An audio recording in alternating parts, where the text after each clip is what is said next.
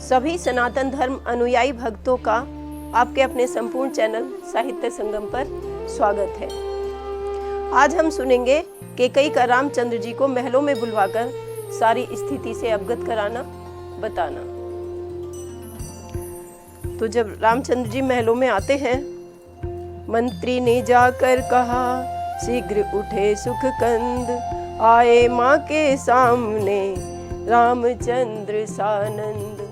जब माँ के सामने आ जाते हैं तो वहाँ क्या देखते हैं? देखा मूर्छित है पूज्य पिता, माँ की भ्रकुटी है चढ़ी हुई, मानो शिकार जिस जगह पड़ा है वहीं शिकारिन खड़ी हुई। आदर्श पुत्र ने धूलि प्रथम माता जी के पाँवों की ली, फिर पास पिताजी के जाकर रज उनके भी चरणों की ली। क्या किसी रोग ने घेरा है या कोई विपदा आई है? बोले हे पिता हुआ यह क्या, क्यों तुमको मूर्छा आई है? मंत्री मंत्री माता माता यह ऐसे क्यों अकुलाए हैं? क्या मुझसे कुछ अपराध हुआ जो पिता मेरे रिसियाए हैं? कहते हैं मेरे पिता इतने परेशान हैं, क्या हुआ है? कुछ मुझसे अपराध हो गया है क्या? तो बीड़ा के स्वर की तरह यह मीठी झनकार पहुंची नृप के कान में, बन जीवन आधार। जब रामचंद्र जी की आवाज दशरथ जी के कानों में पहुंचती है तो उनको जीवन का थोड़ा सा सुकून मिलता है।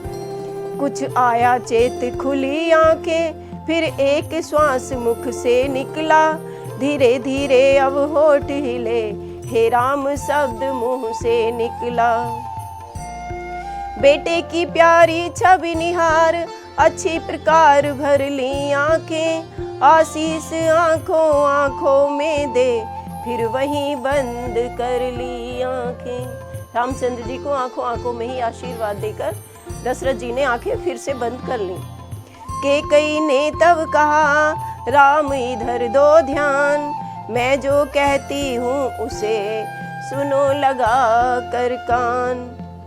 तुम बार बार हो सोच रहे किस दुख ने इन्हें दबाया है, इसका कारण बतलाने को मैंने ही तुम्हें बुलाया है ज्ञात तुम्हें तुमसे इनको अत्यधिक प्रीत है ममता है, यह उसी मोह का चक्कर है जो इनकी बुरी अवस्था है।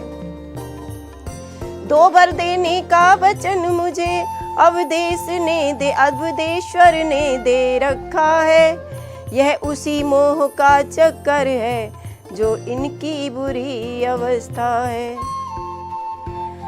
दो वर देने का वचन मुझे अवधेश्वर ने दे रखा था, जब समय हुआ तब मांग लिया जो कुछ भी मुझे मांगना था।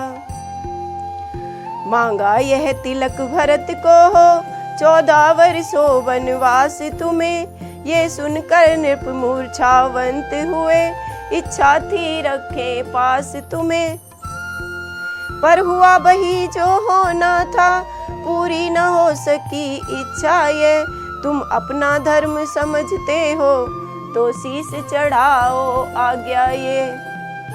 मंत्री ने जब यह सुना कंपित हुआ शरीर, वहीं भूमि पर गिर पड़ा हो अत्यधिक आधीर। मंत्री जी भी वहां पर मूर्छित होकर गिर पड़े इस बात को सुनकर। मन ही मन मुस्का पड़े राम सच्चिदानंद, हाथ जोड़ माता से बोले आनंद कंद।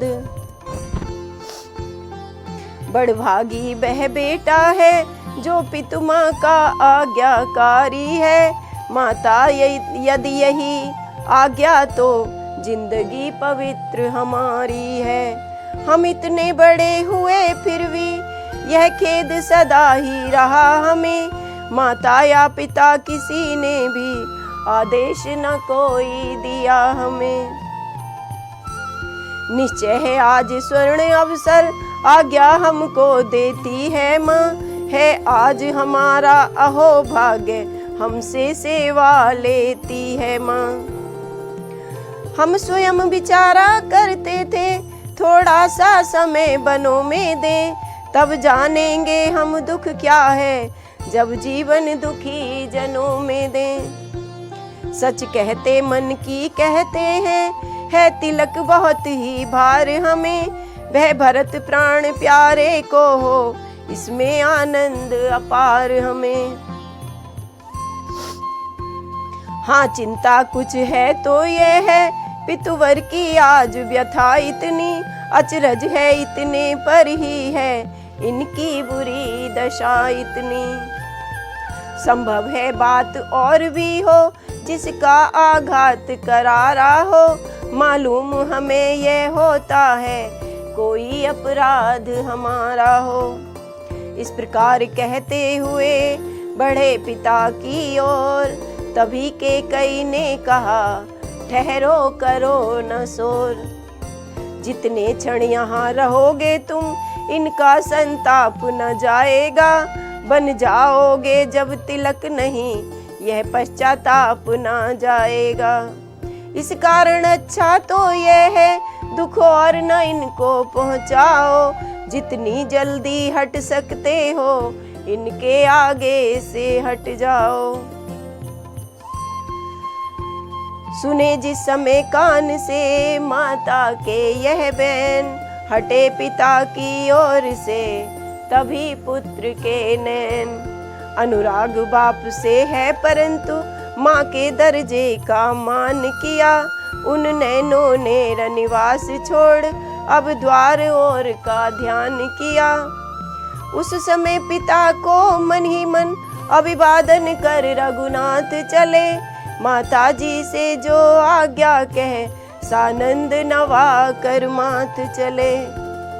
के कई यह कह उठी और सुनो हे राम, कौशल्या के यहाँ भी हो आओ हे राम। के कई ने कहा ऐसे ही मत चले जाना, कौशल्या से भी, अपनी माता से भी मिलकर जाना। है अंतिम आज्ञा एक और, फिर लौट यहीं पर आना तुम। अपनी माता से मिलने के बाद तुम यहीं लौट कर आना, ये मैं आपको कहती हूँ। मैं बलकल अभी मंगाती हूँ, वह पहन बनों को जाना तुम। बलकल मतलब साधु जैसे जो वस्त्र होते हैं, वह मैं आपको पहनाऊंगी, उन्हें पहन कर जाना, ऐसे मत जाना। अब जाओ और शीघ्र जाओ, यह समय न अधिक मिलन का है, जो समय राज गद्दी का था, वह ही बनोर गमन का है। जिस समय आपको राजगद्दी होनी थी, उसी समय आप बन के लिए निकलेंगे, प्रस्थान करेंगे। इतने में अवधेश के मुख से निकला राम, मंत्री ने उठकर तभी उनको किया प्रणाम। इधर मुस्कुरा चले मंद मंद सुखधाम, धन्य राम है धन्य है यह गाथा राधे श्याम। तो कहते हैं कि विधि के हैं सब खेल निराले, आकाशी चक्कर में पड़कर हंसता कोई रोता है। विधि के हैं सब खेल निराले, आकाशी चक्कर में पड़कर हंसता कोई रोता। फागुन सावन हो जाता है, सावन फागुन होता। जब विधि का चक्कर पड़ता है तो स्थितियां परिस्थितियां सब बदल जाती हैं। कहीं दिवाली कहीं दिवाले, कहीं फूल मालाएं बटती, कहीं बर्छियां चलती। कहीं फूल मालाएं चलती हैं और कहीं मारकाट मच जाती है। जन्मोत्सव हो रहा कहीं तो कहीं चिताएं जलती। कहीं जन्म हो रहा है किसी का तो वहाँ पे खुशियाँ मनाई जा रही हैं और कहीं पर चिताएं जल रही हैं। नाचते इसमें ही मत वाले, विधि के हैं सब खेल निराले। आकाशी में चक्कर में पड़कर हंसता है कोई रोता है। और राम जी जब वन को चलने लगे हैं, माता जी के पास जाएंगे अभी वो। और इसी के साथ आज हम अपनी कथा को यहीं विराम देते हैं। कल हम सुनेंगे कौशल्या माता से श्री रामचंद्र जी और सीता जी को वन की आज्ञा लेना। अच्छा, रामायण के पिछले भाग देखने के लिए साहित्य संगम की संपूर्ण रामायण प्लेलिस्ट पर जाएं और वीडियो को लाइक करें, चैनल को सब्सक्राइब करें और हमारी वीडियो आपको कैसी लगती है कृपया कमेंट करके बताएं। जय सिया राम।